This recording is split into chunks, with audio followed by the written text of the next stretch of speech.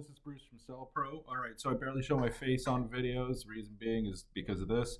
I am having problems with scrolling, so I'm looking at shorts here. So what you want to do to really limit your time on shorts is you go on here, you find the shorts on your app, you click on shorts.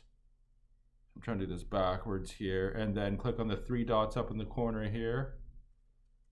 And then go into settings, and then you go into time management, and obviously this is up backwards, unfortunately, and then scroll down and it says screen feed daily limits, short feeds limit, and it is off. You can turn it, when you turn it off, it gives you an option and ask you how long you can scroll for, and you go 0 minutes, and then it turns itself off.